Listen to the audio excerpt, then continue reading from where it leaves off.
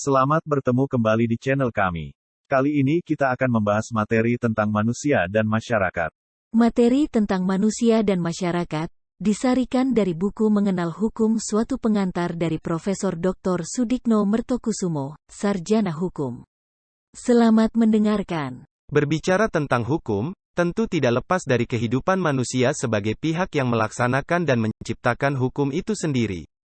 Sebelum kita berbicara tentang mengapa ada hukum dalam kehidupan manusia, maka kita perlu membahas dulu tentang manusia dan masyarakat sebagai penyebab adanya hukum.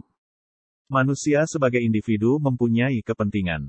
Sejak dilahirkan, kepentingan manusia berkembang sampai dengan manusia meninggal dunia.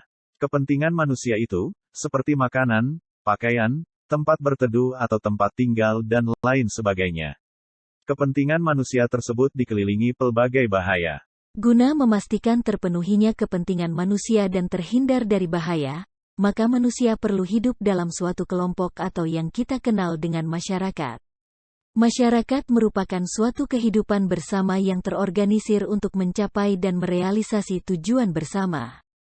Kehidupan bersama dalam masyarakat tidaklah didasarkan berapa jumlah anggota manusia yang berkumpul bersama, melainkan pada kebersamaan tujuan dari para anggotanya. Lalu seperti apa hubungan antara individu dan masyarakat? Manusia sebagai individu pada dasarnya mempunyai kebebasan, namun dibatasi oleh adanya kepentingan masyarakat. Masyarakat akan memberikan batasan-batasan kepada individu, agar tidak berbuat semaunya dan berbuat kerugian kepada masyarakat. Kehidupan bermasyarakat, di mana para anggotanya saling berusaha memenuhi kepentingan masing-masing, tidak jarang menyebabkan adanya konflik.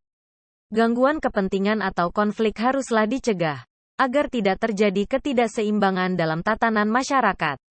Pemulihan kembali keadaan masyarakat ke dalam keadaan semula atau dikenal dengan restitutio in integrum, perlu dilakukan bila terjadi konflik. Guna mencegah benturan kepentingan antara individu dalam masyarakat, maka diperlukan suatu pedoman hidup dalam kehidupan bermasyarakat.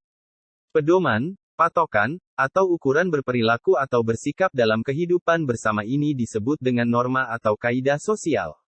Kaidah sosial merupakan perumusan suatu pandangan mengenai perilaku seharusnya, yang dilakukan atau tidak dilakukan dalam kehidupan bermasyarakat. Adanya kaidah sosial bertujuan untuk mencegah gangguan-gangguan terhadap kepentingan manusia, mencegah bentrok kepentingan, serta melindungi kepentingan manusia. Kaidah sosial ada yang berbentuk tertulis dan ada pula yang lisan sebagai suatu kebiasaan yang dipelihara dari generasi ke generasi. Berdasarkan uraian sebelumnya, dapat ditarik suatu kesimpulan bahwa manusia mempunyai kepentingan yang harus dilindungi. Kepentingan yang akan dilindungi tersebut hanya dapat terpenuhi dan terlindungi bila manusia hidup dalam kelompok atau masyarakat. Kehidupan berkelompok atau bermasyarakat perlu dipastikan tidak terjadi konflik antara kepentingan manusia atau anggotanya. Guna mencegah adanya konflik tersebut, maka masyarakat membentuk pedoman yang dinamakan dengan norma atau kaidah sosial. Demikian video pembelajaran kita tentang manusia dan masyarakat. Terima kasih atas perhatian. Selamat bertemu kembali dalam video pembelajaran berikutnya.